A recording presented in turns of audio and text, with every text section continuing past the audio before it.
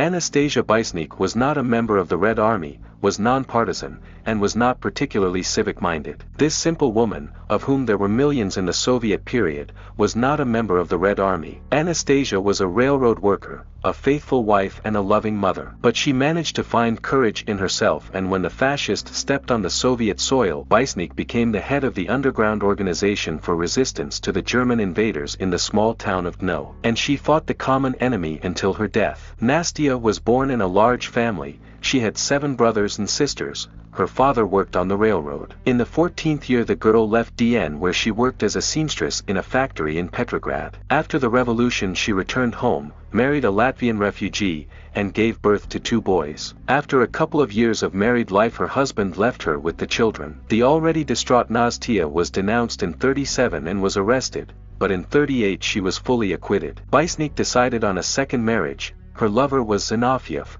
who became a good husband and father to her children. In the future, the man would be the commander of a partisan detachment and would die defending the homeland. Before the occupation of the city, Nastia's husband and eldest child joined partisan units, while the woman remained at home with her youngest child and elderly parents. At the same time, she became the leader of an underground movement whose task was to carry out railway sabotage in the Leningrad direction and liaise with the partisans. Baisnik managed to establish communication with underground members from neighboring villages, who passed her information about the movement of enemy troops. Anastasia trained 2 Girl Scouts who eventually succeeded in blowing up the air headquarters of the German High Command. In addition, the woman constantly established communications between the partisans, and the meeting place was her parents' house, where her cobbler father resided. The Nazis had no misgivings about the large number of people going out to mend shoes. The railroad workers, who were forced to work by the Nazis, wanted to take revenge on the enemy with all their might. The underground woman secretly passed the mines to the railroad workers,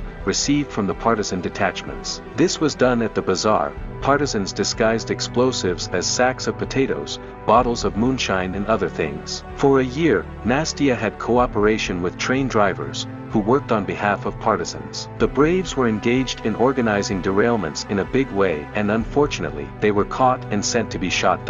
Afterwards they were replaced by an elderly machinist, Feliuin, who continued the railroad sabotage business. The Germans were furious. At the end of the summer of 43 Anastasia was arrested. They tortured her with an electric chair in an attempt to get information about partisans and their activities, but the woman did not give up any names. Afterwards she was exiled to the Zapolnian camp, where the brutal fascist with one eye, Jembek, was in charge. The conditions of existence in that place were simply awful. On his orders, the tortured Bisianik was shot.